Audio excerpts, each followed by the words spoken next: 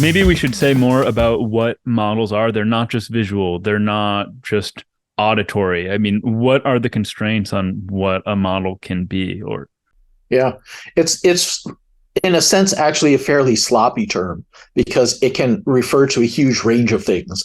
So you can have sensory models, as you just mentioned, and sensory models are usually automatic, is you can't help them as long as your eyes are open. Your visual system is building models of the world, and it's not like you have an internal choice over what to model out there. Your brain just does it.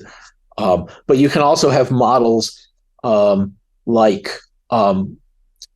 we talked about the body schema. yeah, I was going to ask about that. Yeah, so that's a model of your body. It's not a sensory model. It can be informed by the sense of touch and so on, but you actually don't even need that. You can still build a model, and that's also automatic. And we know that because people who have amputations have phantom limbs, and they can't help it.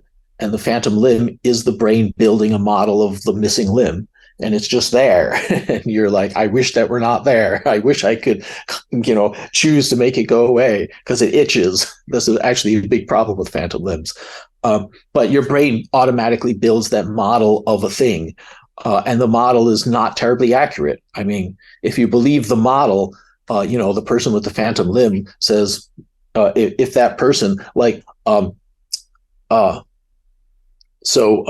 Lord Nelson, that was it. Lord Nelson lost an arm in a battle, and he had a phantom limb, and he believed in the phantom, right? And so he said, therefore, ghosts exist because my arm has a ghost. Therefore, a whole person can have a ghost, right? So that's an example of somebody literally believing in a model.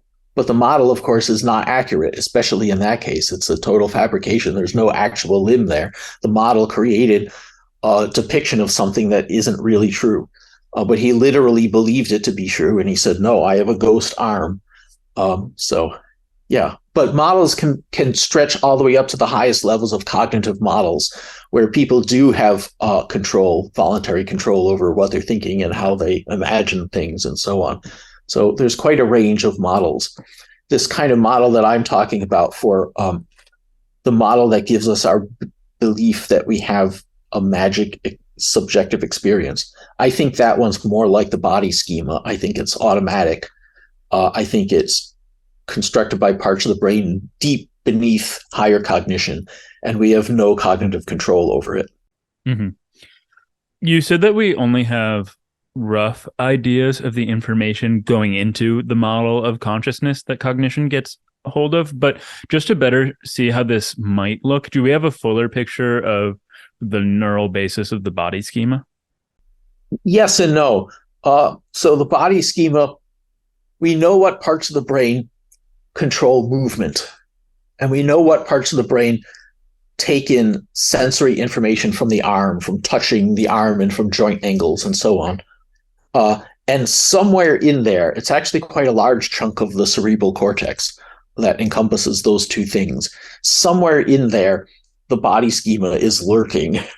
And there may be parts of that where it's more represented than others. There's some parts of the brain in the parietal lobe, so kind of in the backish upper parts of the brain, where there may be more representation of body schema. And that's kind of based on damage, people with stroke damage who have severe body schema issues.